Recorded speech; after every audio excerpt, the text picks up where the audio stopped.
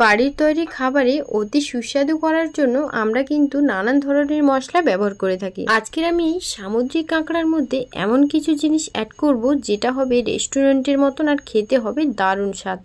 আপনারা স্কিপ না করে ভিডিওটা শেষ অবধি দেখতে থাকুন, আশা করব খুব ভালো লাগবে। আর বন্ধুরা, আজকের ভিডিও যদি আপনাদের কাছে ভালো লেগে থাকে তাহলে অবশ্যই আমার চ্যানেলটিকে সাবস্ক্রাইব করে রাখবেন আর কমেন্টে জানাবেন যে আজকের পর্বের রেসিপি আপনাদের কাছে কেমন লাগলো। তো চলুন এখন রেসিপিটা শুরু করি। তো সামুদ্রিক কাঁকড়ার এই সুস্বাদু রেসিপিটা বানানোর জন্য আমি এখানে 600 গ্রাম সামুদ্রিক কাঁকড়া নিয়েছি। আর এই কাঁকড়াগুলোর ওজন আছে প্রায় 200 গ্রামের মতন। আর এই সবগুলো কাঁকড়াই কিন্তু মেয়ে কাঁকড়া। এই কাঁকড়াগুলোর মধ্যে দেখবেন একটু ঘিলু ভর্তি, মানে হলুদ রঙের ঘিলু ভর্তি কিংবা লাল রঙের ঘিলু ভর্তি, সেইগুলো কিন্তু মেয়ে কাঁকড়া হয়। তো এই কাঁকড়াগুলো কিন্তু আমি খুব ভালোভাবে ছাড়িয়ে পরিষ্কার করে ধুয়ে নেব। তো দেখুন, প্রথমে আমি কাঁকড়ার দাঁড়াটাকে ছাড়িয়ে নিচ্ছি। আর কাঁকড়াটা এটা কিন্তু নদী থেকেই ধরা কাঁকড়া, এটা কিন্তু আমি কিনে আনিনি। তো কাঁকড়াটা খুব ভালো করে কিন্তু আমি কেটে নিচ্ছি। প্রথমে দাঁড়াটা কেটে নিয়েছি, তারপর যে পিছেগুলো আছে সেগুলোকেও কেটে নেব। এরপর হাত দিয়ে একটু স্প্রেস করে ভেঙে নিচ্ছি। তারপর দেখুন খোলাটা খুব সহজেই ছেড়ে আসছে। আর দেখুন কাঁকড়ার মধ্যে এই যে হলুদ অংশগুলো দেখছেন, এগুলোই কিন্তু কাঁকড়ার ঘিলু। তো এই কাঁকড়ার ঘিলুগুলোকে কিন্তু খুব ভালোভাবে বের করে নিতে হবে। আর এই কাঁকড়ার মধ্যে যে ঘিলুগুলো আছে এগুলো বের করার প্রয়োজন নেই। কাঁকড়ার যে খোসাটা আমি ফেলে দিয়েছি ওটার থেকে যেই ঘিলুগুলো ছিল ওটাকে কিন্তু খুব ভালোভাবে বের করে নিতে হবে। আর এই কাঁকড়ার ঘিলুগুলো তরকারিতে দেওয়ার পর খেতে এত ভালো লাগে, সেটা আপনারা না খেলে অবশ্যই কিন্তু আমাকে কমেন্টে জানাবেন।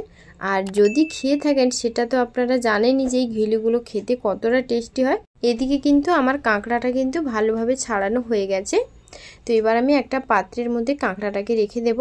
আর বাদবাকি সব কাঁকড়াগুলো আমি একইভাবেই কেটে নিচ্ছি। বন্ধুরা, আপনারা স্কিপ না করে শেষ অবধি ভিডিওটা দেখতে থাকুন, আশা করব আজকের পর্বের রেসিপি আপনাদের কাছে খুব ভালো লাগবে।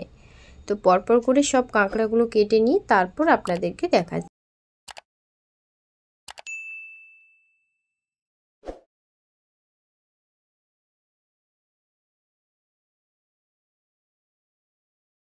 এই যে দেখুন কাঁকড়াটা কিন্তু আমার ছাড়ানো হয়ে গেছে।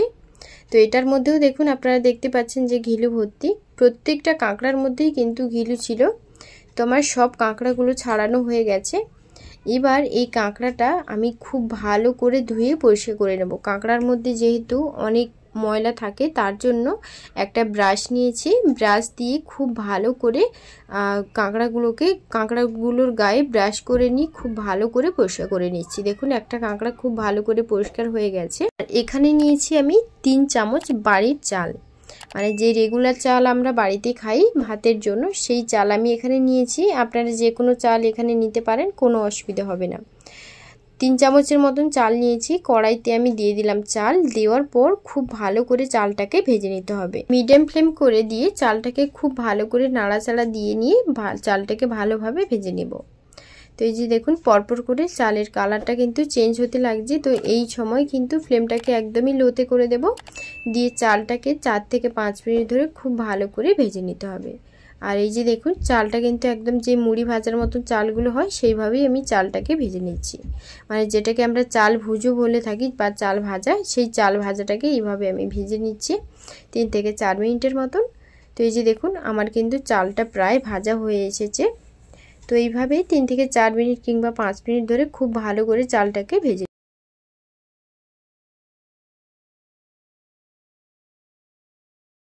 এই যে দেখুন বন্ধুরা, আমার কিন্তু চালটা ভালোভাবে ভাজা হয়ে গেছে। এবার আমি শিলনোড়াতে কিংবা মিক্সারে খুব ভালো করে, মানে একদম মিহি করে চালটাকে গুঁড়ো করে নিতে হবে।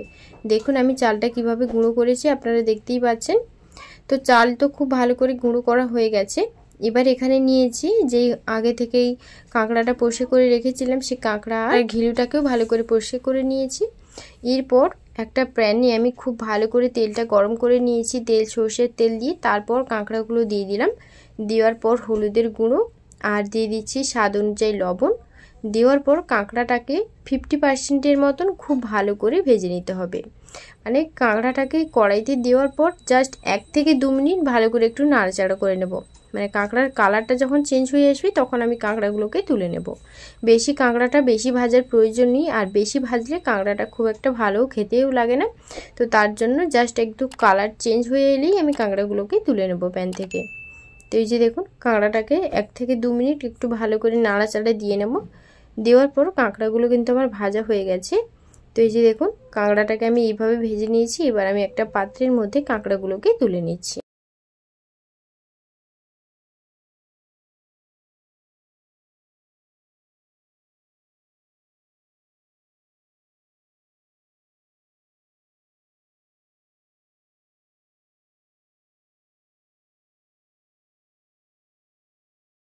সব কাঁকড়াগুলো আমি প্যান থেকে তুলে নিয়েছি একটা পাত্রের মধ্যে। এবার আমি রান্নাটা করার জন্য ফ্রাইং প্যানে বেশ কিছুটা আবার একটু ওই তেলের মধ্যে তেল দিয়ে দিলাম, সর্ষের তেল। তারপর এখানে ফোড়নে দিচ্ছি 5 ফোড়ন, হাফ চামচের মতন, আর একটা মিডিয়াম সাইজের পেঁয়াজ একদম পাতলা করে কেটে রেখেছিলাম, সেই পেঁয়াজটা আমি তেলের মধ্যে দিয়ে দিচ্ছি। তেলের মধ্যে পেঁয়াজটা দিয়ে দেওয়ার পর পেঁয়াজটাকে খুব ভালো করে 1 থেকে 2 মিনিট নাড়াচাড়া দিয়ে পেঁয়াজের কালারটা চেঞ্জ যতক্ষণ না পর্যন্ত হচ্ছে ততক্ষণ পর্যন্ত পেঁয়াজটাকে ভালোভাবে ভেজে নিতে হবে। তো এই যে দেখুন পেঁয়াজটাকে এইভাবে আমি ভেজে নিচ্ছি 1 থেকে 2 মিনিটের মতন। আর এই সময় অবশ্যই ফ্লেমটাকে একদমই মিডিয়াম টু লোতে রাখবেন, না হলে পেঁয়াজগুলো পুড়ে যেতে পারে। 1 থেকে 2 মিনিট ধরে পেঁয়াজটাকে তো খুব ভালো করে ভেজে নিয়েছি। এবার 1 চামচ আদা রসুন বাটা আর 2 থেকে 3 চামচ পেঁয়াজ বাটা দিয়ে মশলাটাকে খুব ভালো করে কষিয়ে নেব। আর মশলাটা ভালোভাবে কষানোর পর একদম ফ্লেমটাকে লোতে করে দেবেন, না হলে কিন্তু মশলাটা পুড়ে যেতে পারে। তো 1 থেকে 2 মিনিট খুব ভালো করে মশলাটাকে কষিয়ে নেব। আর যতক্ষণ না আদা রসুনের কাঁচা গন্ধ চলে যাচ্ছে ততক্ষণ খুব ভালো করে আদা রসুন এবং পেঁয়াজটাকে ভালোভাবে ভেজে নিতে হবে। তো 1 থেকে 2 মিনিট একদম লো ফ্লেমে রেখে পেঁয়াজ আর আদা রসুনটাকে খুব ভালোভাবে কষিয়ে নিয়েছি। তো এই পর্যায়ে আমি এর মধ্যে কয়েকটা টমেটো কুচি, মানে একটা টমেটো মিডিয়াম সাইজের টমেটো একদম ছোট ছোট করে কেটে রেখেছিলাম দিয়ে দিলাম। আর টমেটোটা যাতে ভালোভাবে গলে যায় তার জন্য আমি সামান্য পরিমাণে লবণ দিয়ে দিলাম। দেওয়ার পর আবারও একটু ভালো করে নাড়াচাড়া দিয়ে নেব যাতে টমেটোটা একদম ভালোভাবে গলে যায়।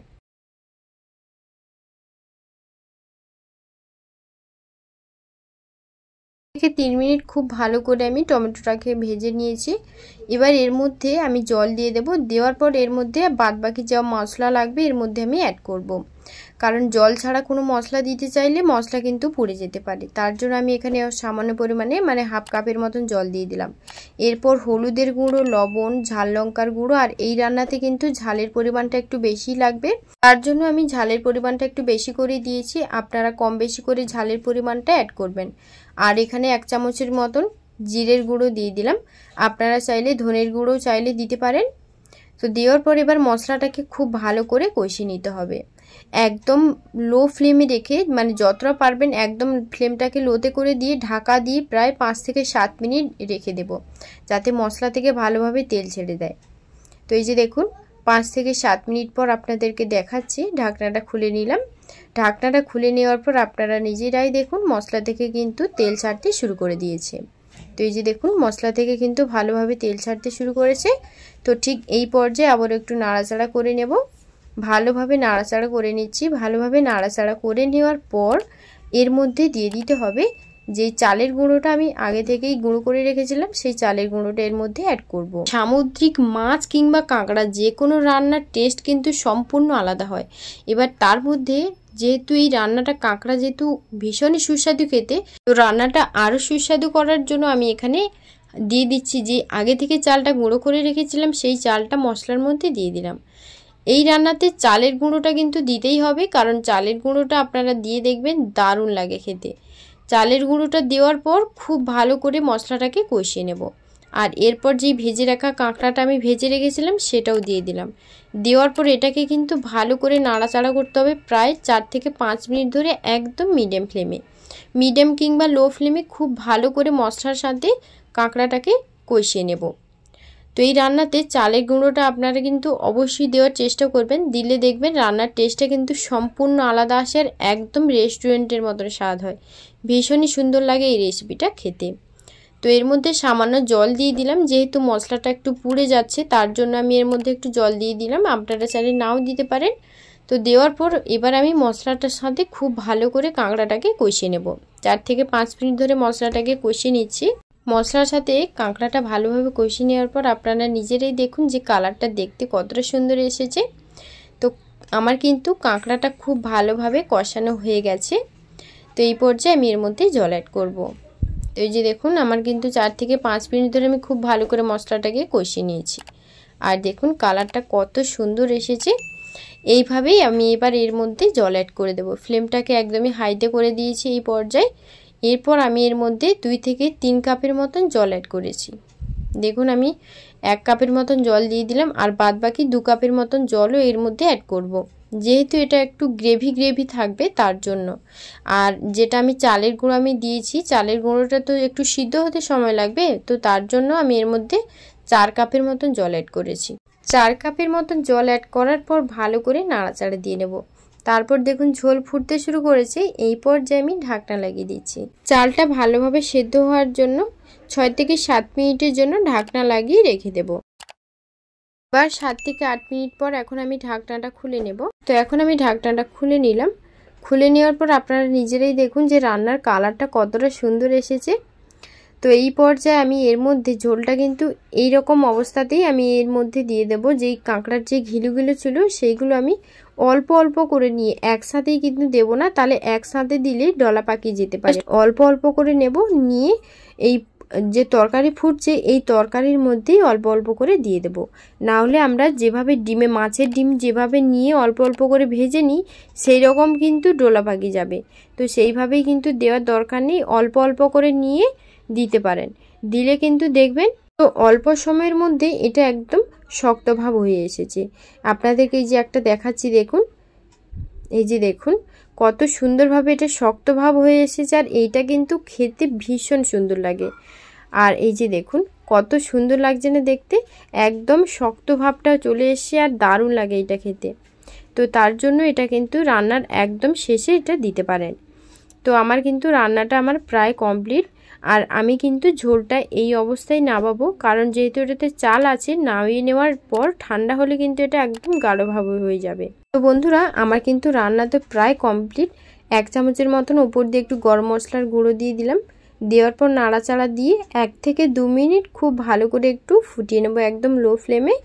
আর 1 থেকে 2 মিনিট পর আপনাদেরকে দেখাচ্ছি যে রান্নার কালারটা কতটা সুন্দর এসেছে। আর এই রান্নাটা দেখতে যেমন হয়েছে খেতেও কিন্তু দারুণ লাগে। বিশেষ করে যারা এই সামুদ্রিক কাঁকড়া খেতে পছন্দ করেন তাদের তো কোনো কথাই নেই, জাস্ট অসাধারণ একটা রেসিপি। তো এই পর্যায়ে আমি ফ্লেমটাকে একদমই লোতে করে দিয়েছি, দিয়ে এটাকে আমি ঢাকনা লাগিয়ে 3 থেকে 4 মিনিটের জন্য রেখে দেব। 3 থেকে 4 মিনিট পর আপনাদেরকে দেখাচ্ছি। দেখুন কালারটা আরও কতটা গাঢ়ভাবে এসেছে আর তেল ছাড়তে শুরু করেছে। দারুণ একটা রেসিপি আজকের পর্বের রেসিপি। আপনাদের যদি ভালো লেগে থাকে তাহলে অবশ্যই কিন্তু কমেন্টে জানাবেন। তো বন্ধুরা আমার কিন্তু রান্নাটা একদমই কমপ্লিট হয়ে গেছে। এবার আমি আপনাদেরকে সার্ভ করে দেখাচ্ছি। দেখুন এবার আমি ফ্লেমটাকে একদমই অফ করে দেব। ফ্লেমটাকে কিন্তু অফ করে দিয়েছি। আর দেওয়ার পর এবার আমি একটা সার্ভিং বলে নিয়ে আপনাদেরকে দেখাচ্ছি। দেখুন একটা বোলের মধ্যে সার্ভ করে নিয়ে দেখাচ্ছি। কড়াইতে থাকাকালীন যেটুকু ঝোল ছিল সেটুকু ঠান্ডা হওয়ার পরেই কিন্তু একদম শুকনো হয়ে গেছে। এরপর আমি ওপর দিয়ে একটু ধনেপাতা দিয়ে দেবো, যাতে দেখতেও ভালো লাগে আর খেতে তো জাস্ট কোনো কথাই হবে না।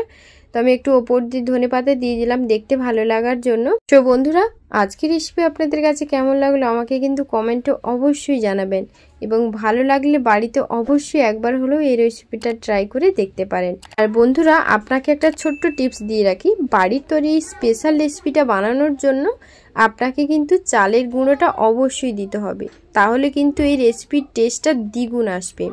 সামুদ্রিক কাঁকড়ার যে কোনো রেসিপি তো আপনারা সবসময়ই বাড়িতে বানিয়ে খান, তবে এইভাবে কি কখনো খেয়ে দেখেছেন? যদি না খেয়ে থাকেন তাহলে আমার কথা অনুযায়ী একবার অন্তত ট্রাই করে দেখবেন। কাঁকড়ার এই রেসিপিটা জাস্ট অসাধারণ লাগে। সো বন্ধুরা আজকের রেসিপি যদি ভালো লেগে থাকে তাহলে বাড়িতে অবশ্যই ট্রাই করবেন, এবং ভালো লাগলে আমাকে কমেন্টে জানাবেন যে আপনাদের এই রেসিপিটা খেয়ে কেমন লাগলো। আজকের রেসিপি ভালো লাগলে অবশ্যই কিন্তু আমার চ্যানেলটিকে সাবস্ক্রাইব করতে ভুলবেন না। সবাই খুব ভালো থাকবেন। Thank you.